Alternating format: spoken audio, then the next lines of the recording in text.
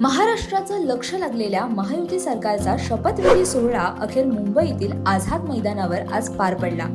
या शपथविधी सोहळ्यासाठी महायुतीकडून जय्यत तयारी करण्यात आली होती। देवेंद्र फडणवीस यांनी महाराष्ट्राचे 21वे मुख्यमंत्री म्हणून शपथ घेतली, तर एकनाथ शिंदे आणि अजित पवार यांनी उपमुख्यमंत्री पदाची शपथ घेतली।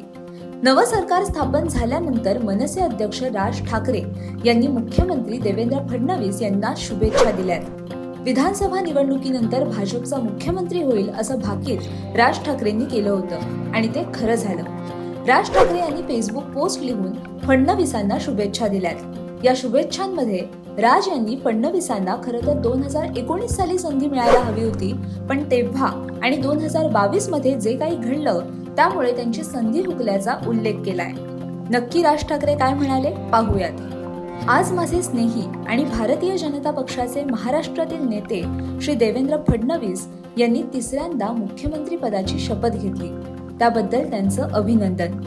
2019ला खरं तर ही संधी त्यांना मिळायला हवी होती, पण तेव्हा आणि पुढे 2022 मध्ये जे घडलं त्यामुळे ती संधी हुकली। असो, पण यावेळेस महाराष्ट्रातील जनतेने महायुतीला म्हणण्यापेक्षा देवेंद्र फडणवीस यांच्या नेतृत्वाला जे प्रचंड अविश्वसनीय बहुमत दिलंय त्याचा या राज्यासाठी, इथल्या मराठी माणसांसाठी आणि मराठी भाषा आणि संस्कृतीसाठी तुम्ही योग्य वापर कराल अशी मी आशा करतो। पुढची 5 वर्ष सरकारच्या कुठल्याही चांगल्या उपक्रमांना माझ्या पक्षाचा पाठिंबा असेल, पण सरकार चुकतंय, लोकांना गृहीत धरतंय असं जर जाणवलं तर मात्र विधिमंडळात जरी सध्या शक्य नसलं तरी विधिमंडळाच्या बाहेर मात्र आम्ही सरकारला त्यांच्या चुकांची जाणीव करून देऊ, हे नक्की। मुख्यमंत्री श्री देवेंद्र फडणवीस आणि उपमुख्यमंत्री श्री एकनाथ शिंदे आणि श्री अजित पवार आणि तसंच भविष्यातील त्यांच्या मंत्रिमंडळातील सर्व सहकाऱ्यांना महाराष्ट्र नवनिर्माण सेनेच्या शुभेच्छा। राज ठाकरे।